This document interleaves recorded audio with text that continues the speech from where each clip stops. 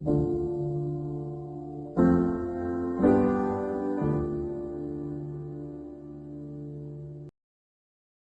I first began this podcast, it was in the Biden era. And now we are officially in the Trump era. When I reflect on that, it really makes me think about how much time has passed. Crazy, eh? It is, man, it is. And now going into not just one Trump era, second Trump era, just looking into like you seen inauguration of the same person twice in your life is like you live in like such unprecedented times. Just looking at the Biden era, looking at the first Trump era, and now you're looking forward to the second Trump era. It's like you just have to ask yourselves like what's gonna happen next? Because there's like a lot of things there's a lot of unexpected things that happened and a lot of like just crazy things that if you tell someone an older person is like they wouldn't believe like any of this happened or someone who's like 80, 90 years ago seeing this happen is like they wouldn't believe you. They wouldn't believe that all of this happened. Yeah. When I was a kid, I remember that the presidency was looked at with a certain respect or a prestige. It was there was a seriousness about it. And I feel like after Trump got elected the first time, it became kind of a joke, like satire. And then that that view increased even more when Biden came into the presidency, and it was looked at as an even bigger joke. But I remember as a kid, it was a very serious position. The office was like, oh wow, that's the president. It's an official thing. It's Yeah, yeah. something. Even if you didn't like the president, there was still it had this gravity to it that was different. And that gravity has definitely changed in the past 8 years. It's like a level of respect. I remember when I was a kid too. Like I remember when 2008, 2009, when Obama got elected for the first time. I used to see it on the news, and I was like four-ish, five-ish years old at the time. I don't remember like a lot of it. I didn't know how the world worked back then. But there's like a level of like, that's the guy, that's this guy who's famous. We don't have to have some, but like everyone just had some sort of respect for him. And then like, I don't know who, when Trump got elected, and then soon after Biden got elected, I don't know who you should blame. Should you blame the people you're serving for like the lack of respect or the leadership that you've seen? And it might be a pretty obvious answer is like you should look into the leadership that you're getting. It's I Well, it's really interesting you say because I'm not sure it's the either one to be blamed entirely. And I think there's actually a third force, which is the people that shape the perception. mm, Something I was reflecting on in the past few months was if you go back now and look at what was happening on Trump's journey to becoming president the first time around, I see all of those events and those interviews and those videos in a different light than when I was actually living in that time. And same thing can be said about Biden. If I look back at the earlier years of his presidency, it's a different perception now than how I perceived it at that time. exactly. Yeah, The so perceptions changed. yeah.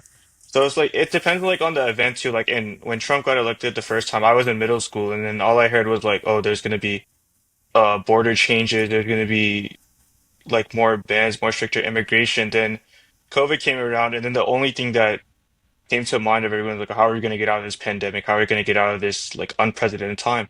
Then Biden came and he got us out. But then I feel like all the other issues that were there, aside from a couple others, were like overlooked. Then you come around to later in the term, 2022, 2023, when COVID's gone, then you see like how his old age kind of played a part in this, how everything like just kind of like diminished from COVID. And then you can like see like you could like tell that just like looking on TikTok or looking on Reels, just looking at the news in general, you can see like the polls of the American people, they're not satisfied with once they're not satisfied with what they thought they would be, what they thought it would be.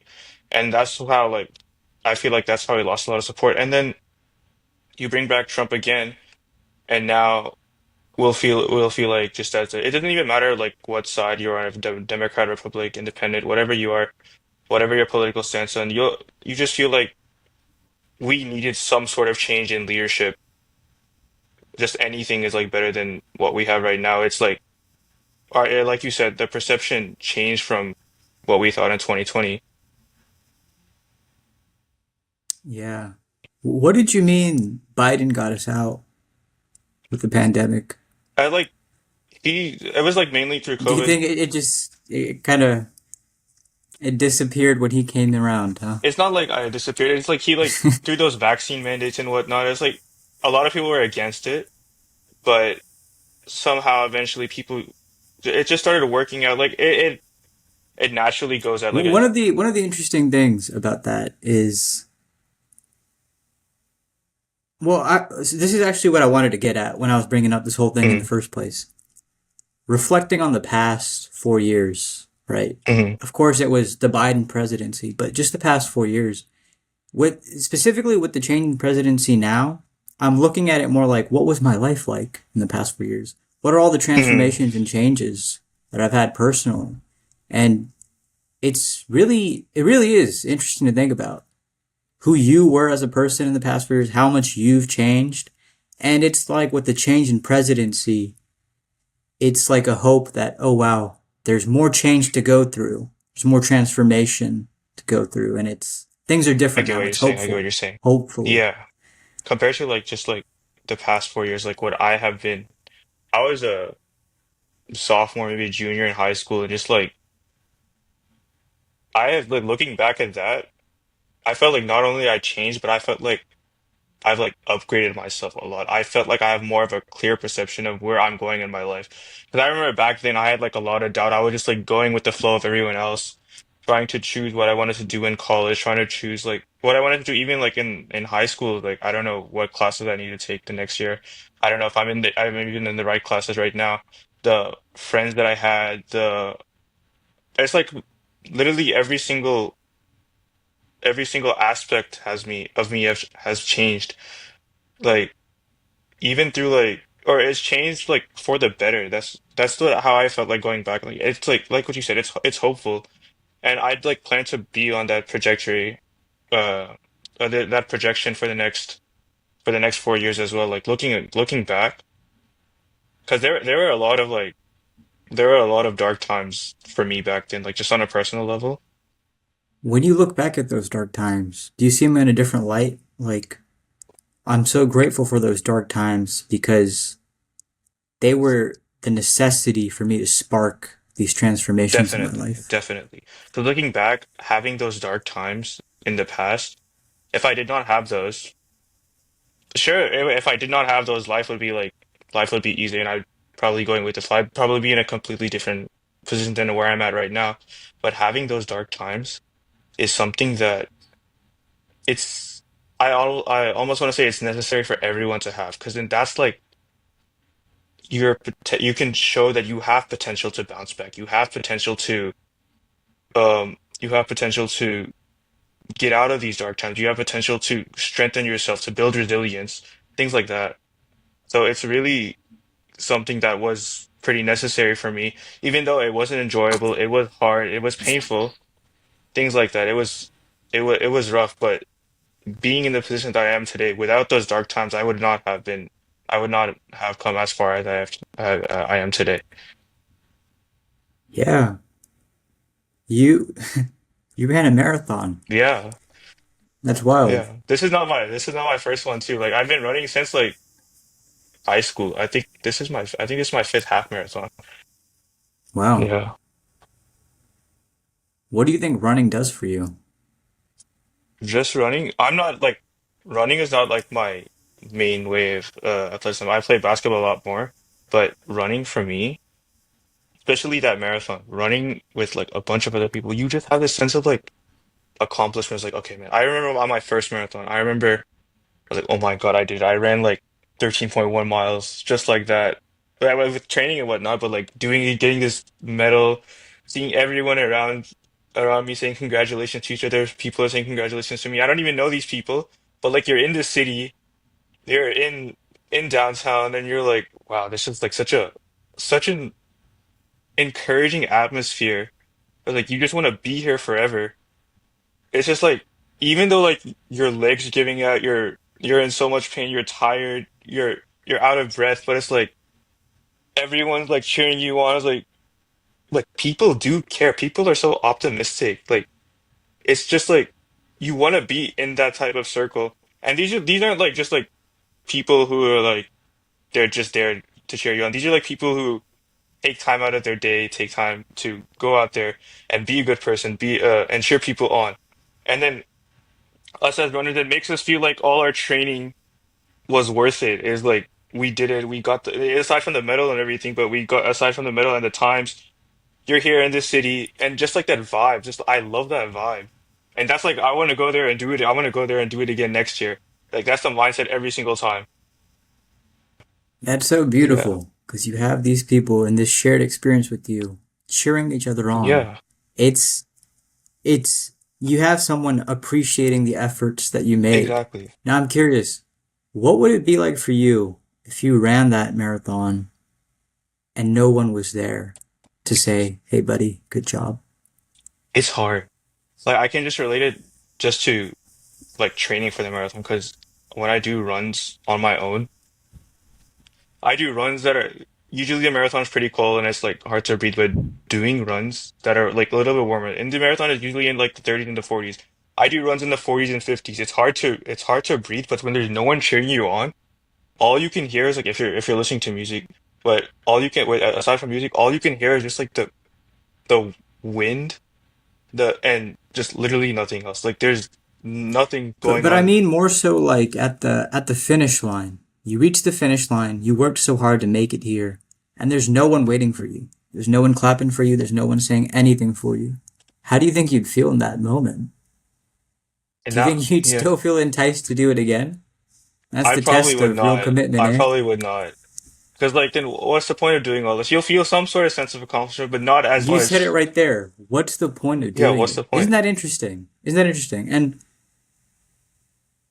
there's moments in life where you can do something really hard and it's not for anyone else, right? It's just for Mm, you. But boy, does it really help if someone else can exactly. appreciate Yeah, that, eh? yeah. It's something like you gotta like even like in these type of times like if no one was at the finish line, it's like there's so many other ways you can be active, be healthy. That's like these are like what's another benefit instead of just going to the finish line by yourself and then there's no one there for you. So exactly like what's the point of doing it? It's something I really think about because that example can be used in so many different things, even outside of a marathon. I think all of us in our lives are so focused on a finish line. I know myself for sure. Hmm. There's always a finish line to reach. But what's the point of reaching that finish line if no one else cares? Yeah, And then exactly. the question comes out for yourself. Well, do you care? Do you really care so bad to reach this finish line, even if no one else does? Yeah, exactly. It's like what are you getting out of it? If there's no one going to be there, if there's like no sense of achievement at the end of it, what are you even getting out of it for yourself? Yeah. And then it also begs the question, well, is achievement based on the perception of other people, Mm, exactly. So it's right? like you have to define like what achievement means to you. Like there's times in your life where like you're gonna have like wins to yourself and whatnot. Like then you look back, like going back to those dark times in your life, getting out of those times. Like I don't tell a lot of people about these dark times, but when you in these, and I'm sure there's a lot of people who don't tell about their battles and whatnot. But getting out of those battles, getting out of getting out of the mud like that, or climbing up from a deep hole that you got yourself stuck into, you might feel like some sort of self-accomplishment like that. But even if you don't tell anyone about these things, you have to define like what achievement is to you. Like there's some battles that you have within yourself, you have within your heart. What do you feel achieved when you get out? Like, do you feel achieved when you get out of something? When you get out of something so tough, so like so rough? What do you? well, how do you feel, Amber, when you like if you look at some podcast of yours or like one video of yours and you didn't get as many views as you anticipated, you can tell someone about it, but then compared to like another video where you got like thousands of views and everything, like do you feel achieved like that way compared to the other video that did not get as many views as you wanted? Well, for the podcast, I remember when I began it, the idea formed when I was sitting in the parking lot of Planet Fitness. I was like, hey, wouldn't it be so cool to just have a podcast and talk to people and just have those conversations saved out there? Because these are, if there was no podcast, anytime I've ever talked to you, it's just a one and a done. Yeah, That's it. But having one of these, it preserves that we had a connection, we had a conversation. It was exactly. cool. So I remember thinking I could just have 200, 300 subscribers and post whatever episodes I want with whoever I want to talk to, and nobody has to view them. But that is good enough for me. Like, oh, I have a podcast. I put in that effort. It's quite literally a hobby. But your question is a really good one, and it's making me think about dark times in my life. And when I crawl out of those holes, I don't know if I necessarily see them as an achievement, but I think I see them as I survived. Wow, I Yeah, survived. And it makes me stronger for the next one. I exactly. survived. I can keep surviving. It just like builds you up. Like it's like they're not necessarily things to like bring you down permanently. They're there, and then I think of those. I forgot what those shows are, but you know those shows where there's people jumping around on like these. I'm trying to think. There's people where they're jumping around on these little pads American empty. Ninja I Warrior? think it's American Ninja Warrior. Yeah, yeah. They're jumping around, things like that. So it's hard getting through all of that, right? There's so many obstacles you gotta jump over, so many things you gotta crawl under, and one wrong move and you're knocked out. So that I see life like that. It's definitely not as fast paced as that, but I see life as like, okay, we're gonna there's a finish line over there. We're here at the start line and we have to go through all these obstacles to get there. And then there's going to be just a bonus to your own life. There's going to be something that's unforeseen or something that you didn't prepare for, but you still have to go through it to get to that finish line, whatever it is. And you could say like, I got out of it. I did that, and you can relate it to the marathon too.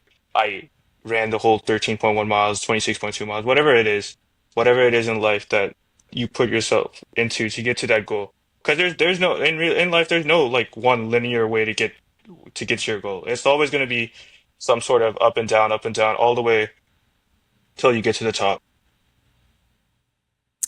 And what's really helpful in those moments is realizing Allah only intends good for the believers. He only Exactly. intends good for your life. So even in those moments. Yeah, definitely. But in the past couple of years I've had a different view on finish lines. To me, finish lines used to be living up to or reaching certain achievements in life, but it's changed into the finish line is death. Exactly. That's what I Whatever now that yeah. happens, the victories or the losses, they're just the victory and the loss of that moment. You keep going. Your finish line isn't until death. Yeah, that makes a lot of sense because I've seen like quotes like that on social media where like and you like finish line is death. Like what are you like living here for in the first place? And it's like every single achievement you have here is a checkpoint. It's not like a finish line, it's a checkpoint in your life. It's like even a finish line could be like I have finished you finished the marathon. It's a checkpoint in your life. I feel achieved. Alhamdulillah, I feel achieved. And then even like in dark times you get a bad grade on your exam. That's another checkpoint in your life. Even though it's a negative one, it might set you back a little bit, but it's something where you can like look back, reflect, and like, okay, how do I fix this? How do I it's a way to look at yourself again. It's like, okay, how do I do this again? How do I make this right?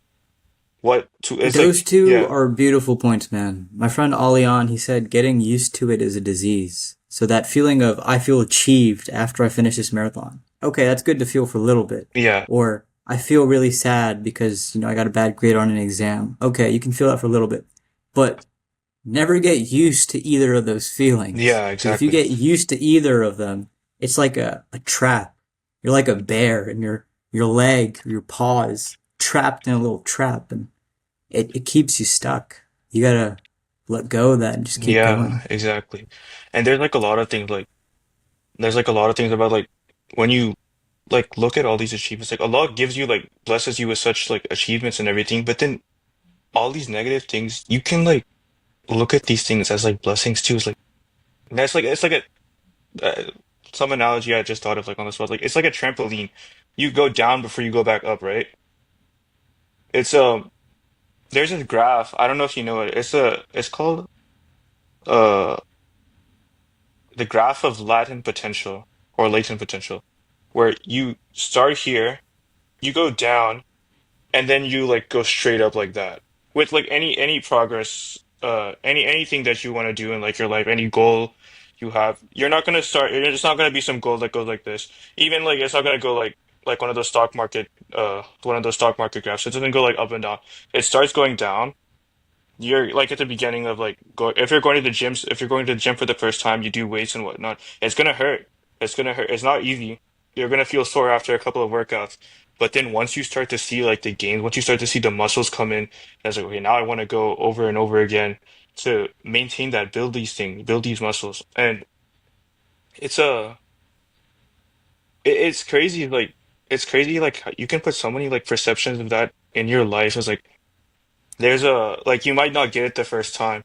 You might not get it the second time or the third time. I was like, okay, there's a chance for me to look back at this one time, two times, three times, however much I need to look back at it.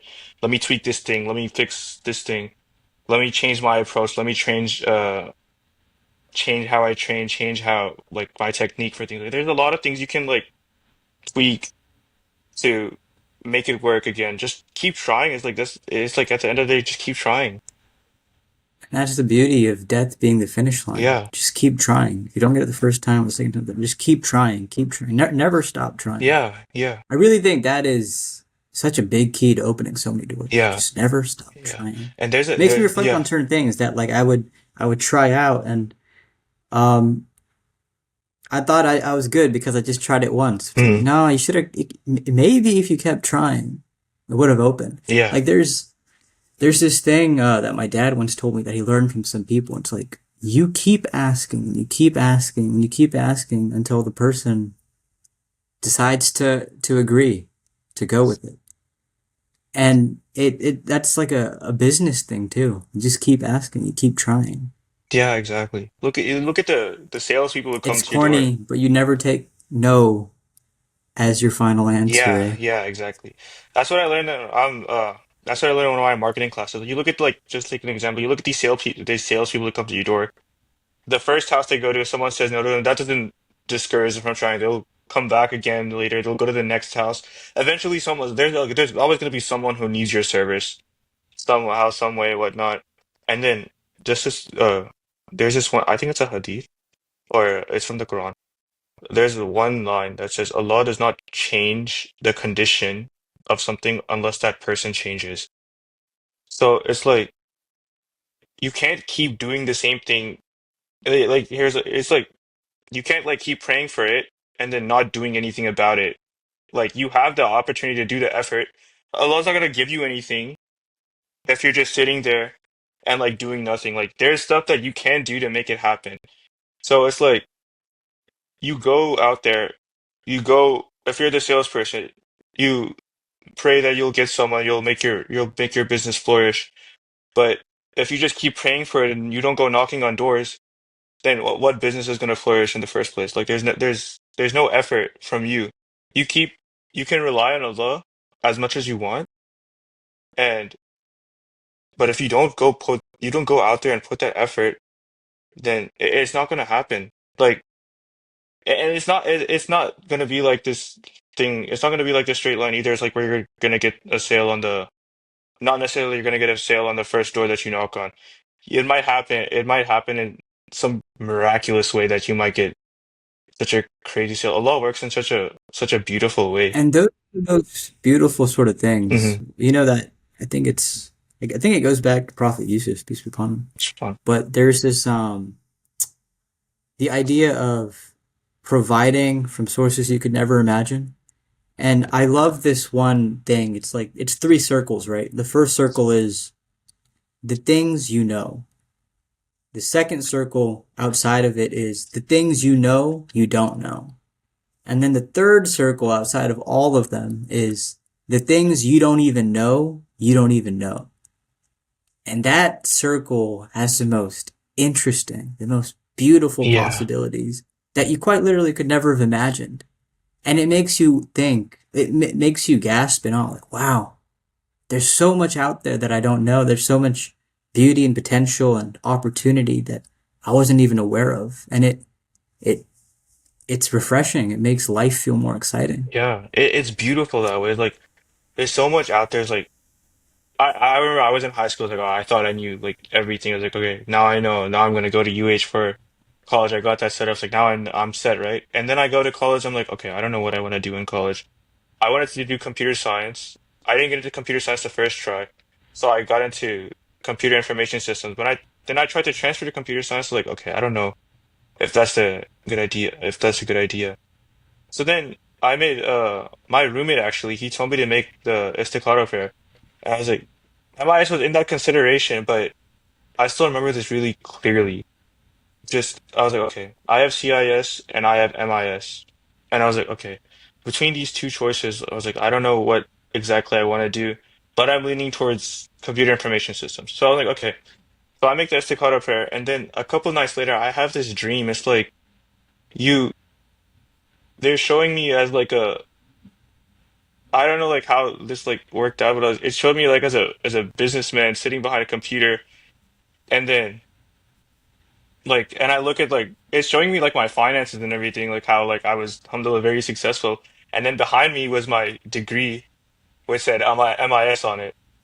And I was like, I don't know if that was like the right dream for it, but then from there I chose MIS and I took the core classes and doing all of that, I was like that helped me like really decide my major. And then like now I'm looking back at that, I was like I was really considering CIS before, but now going into my management information systems degree, I know I like this a lot better than what I would have done in my CIS degree. So like there's so many I don't there's like so many things you can't explain. There's so many things like you don't know. Like you can't even imagine doing this. You can't even imagine like all of this happening. Like tell me this like 2, 3 years ago, and I wouldn't have believed you. Something like that. It's like Mm, yeah, it's amazing. It's like yeah. If you're looking for a sign, you'll see it, eh? yeah, Type of a exactly. thing. I wanted to shift gears a little bit and applaud you for your photography. Thank you so You take much. some Yeah. really, really cool pictures. How do you do it? Dude, What's the secret? there's like I'll tell you this. Half of it, the whole process is like just editing. I have a drone with me, Hmm. but then there's like having the drone is like just half of it. It's great. You got a drone now. You gotta set it up, learn how to fly it, and things like that. So I did that setup. I learned how to fly it, and at the beginning of my journey, I posted these pictures. I was like, okay, these pictures are not. They look great and everything, but they're not like crisp. They're not like as they would look like. So I thought something was wrong with the camera. I was like, I thought I got like a defective drone. But then I looked into some editing and I started editing through like the normal Apple Photos app. Like, okay, it's great. It looks really nice now. Then my friend told me about like Adobe Lightroom. So at that That time is I some got it, software. yeah, some software. I got it through my school. And then after that I started paying for it. After I graduated, I started paying for it and I was like it transformed everything. Cause like so you share some edits like the way that you can have the software, but then you got to learn how to edit and everything. It's a some people say it's like a long process and everything, but and you got to like buy this course, buy that course, watch a lot of YouTube videos. But I feel like it's something that it's just trial and error.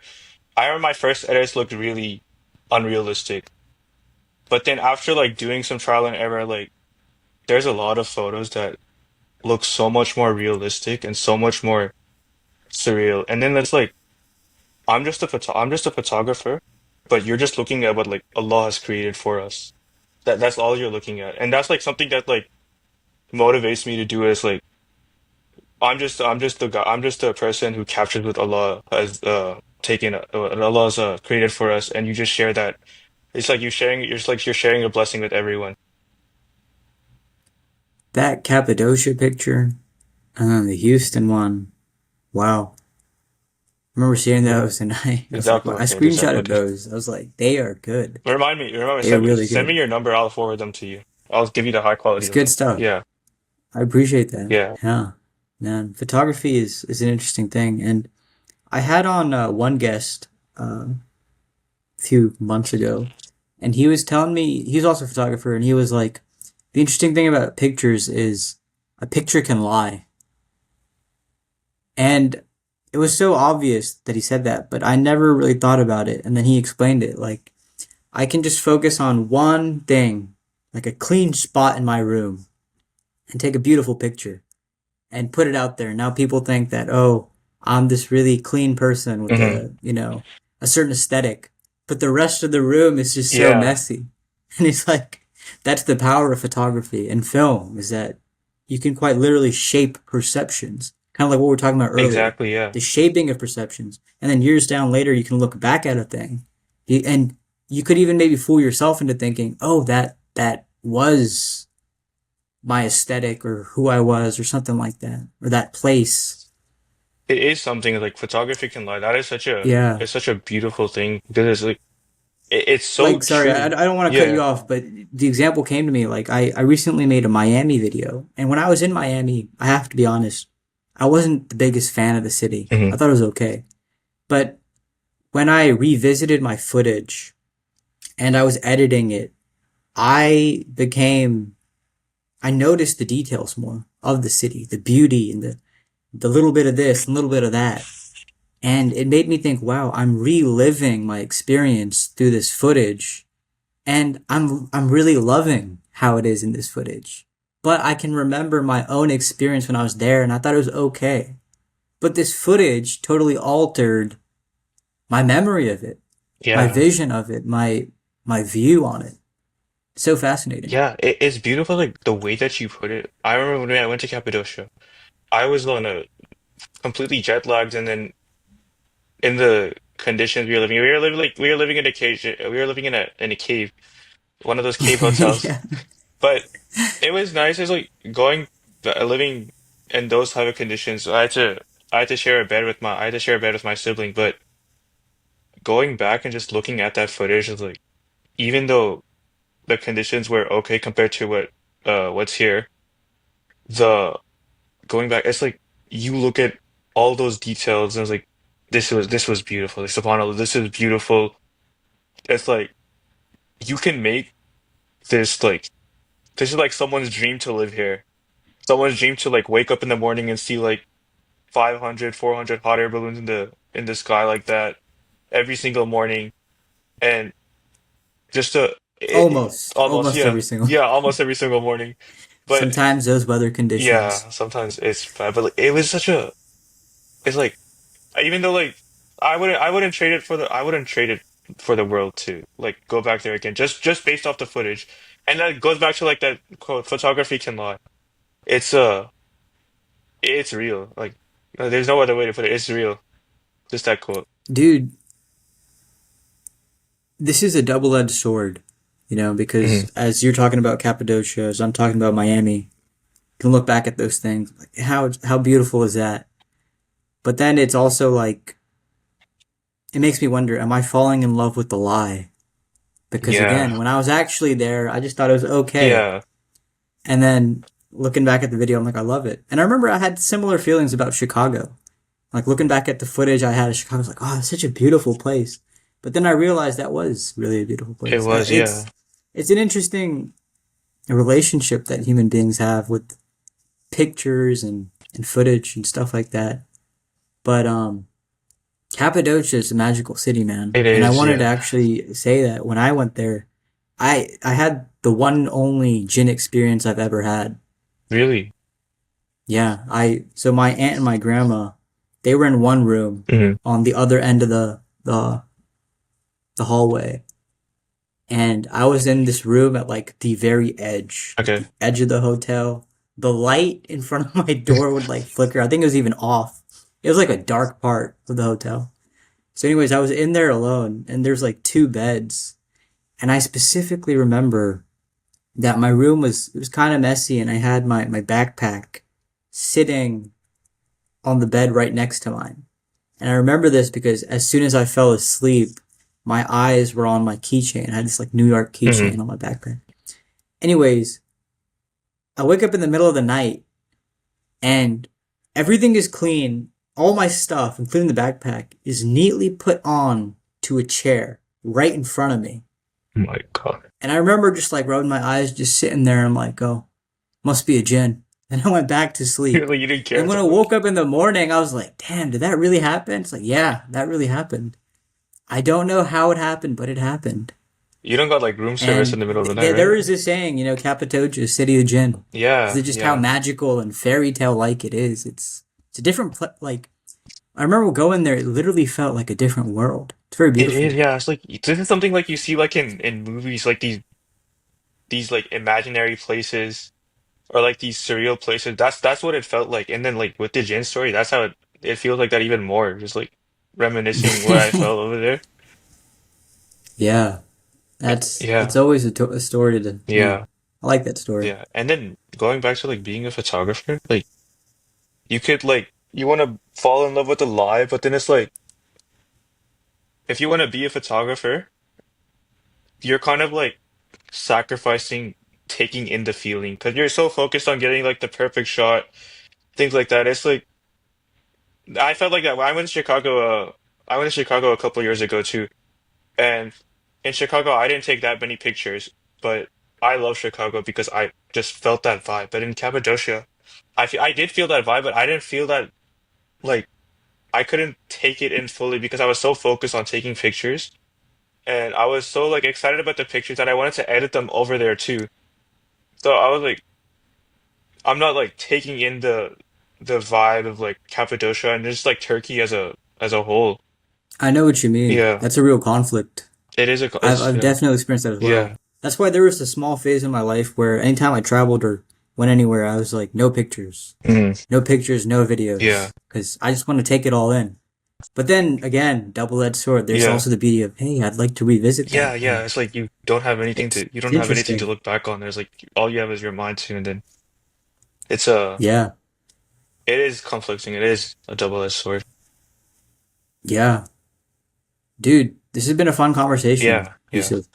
I'm wondering, man. We talked about a lot of things. Do you have any closing thoughts? Anything you felt like you wanted to say but you didn't get a chance to, or something on your mind that you wanted to express? I wanted to talk about like just like how we talked about perception. This one thing that I feel like I want to like just tell people is like a lot of people and like just looking at UH and like people on campus and just like comparing it to like people outside of UH.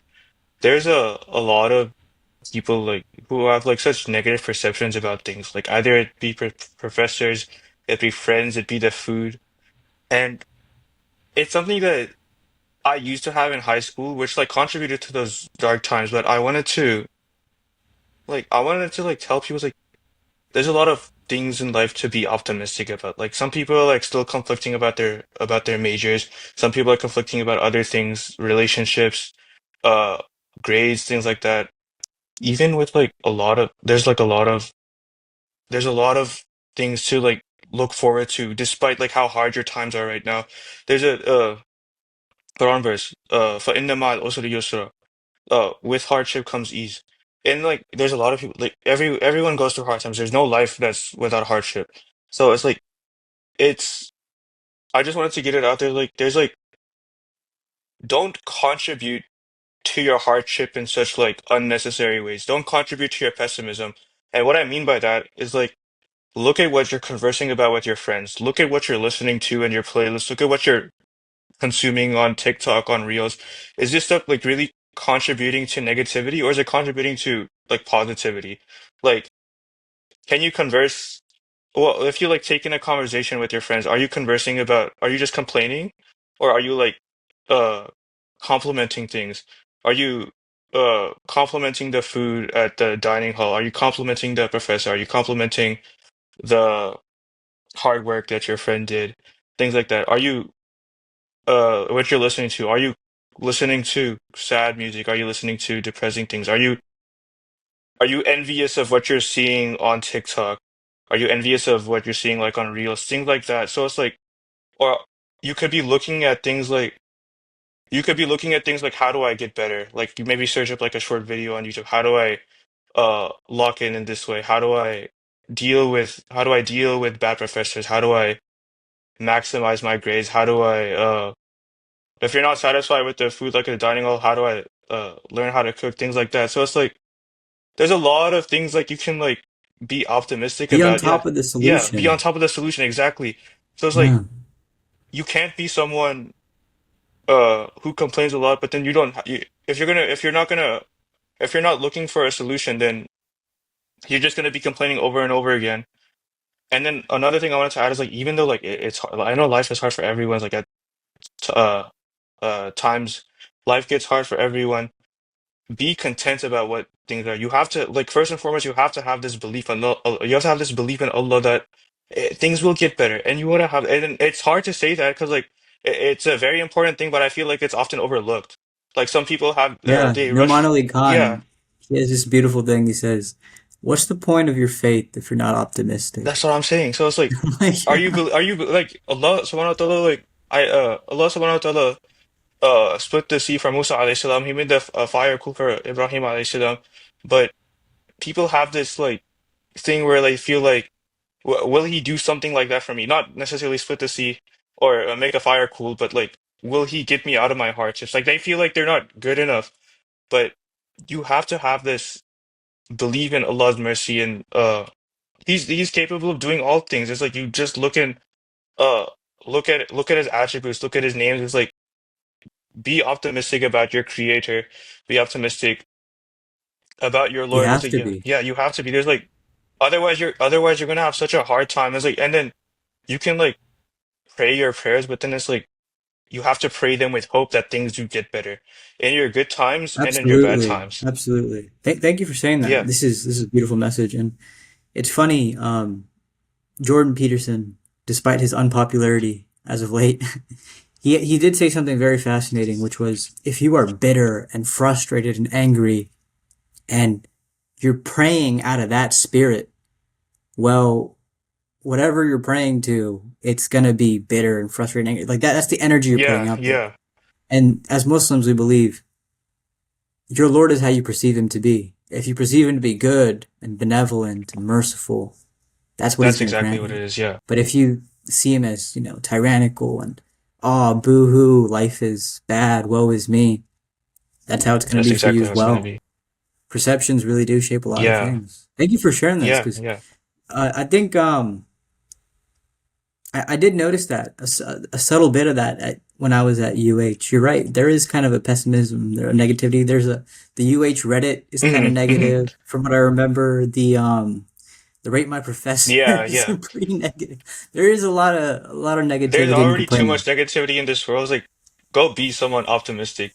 Don't join the negative Yes. side. Be someone who can stand out. Be someone who can be the light in the room. Be the light in the dark. Yeah. Thank you for saying Yeah, that, go man. make people better. Be the candle. Yeah, be the can exactly. And light other people too. It's funny that you're saying this because I was talking to a friend recently and I was telling him, I'm like, bro, the Assassin's Creed fandom is so ungrateful. Like, I don't know if you're into that or if you know anything about it, but apparently I believe it's a rumor, it could be true, that Ubisoft is being bought out. And so the idea that it's suggesting is there could be no more Assassin's Creeds moving forward. And I'm a huge fan of Assassin's Mm, Creed. And when I reflect at the previous games across the years, the fandom has been so ungrateful about every single game. There's always some bickering and, yeah, just venomous criticism of every single game. And I'm like, guys, maybe, like, say they made 10 games, maybe one of them was weak, but like the other nine were pretty good, even though they had yeah, flaws. Like, yeah. be appreciative of like the good stuff Yeah, there. exactly. Because like Because at some point it's going to be done, as we're seeing in this case, right? It's a possibility. So just be grateful for the stuff they did good, that they did right. Praise that. exactly, Move forward on top exactly, of that. yeah. Yeah. And even if it goes away, then you're gonna realize once it does go away, if it does go away, then people are gonna realize all those people who are bickering and all those people who enjoyed it are gonna like, no matter like what side you're on, you're gonna miss the game regardless. Yes, the perceptions. Like as Yeah. I was saying, with like on Trump's first journey to the presidency, I look back at those videos in a different light. The perception Hmm. changes because we're gone from that time now. It's Exactly. never coming back. Yeah. It's a different thing. Hmm.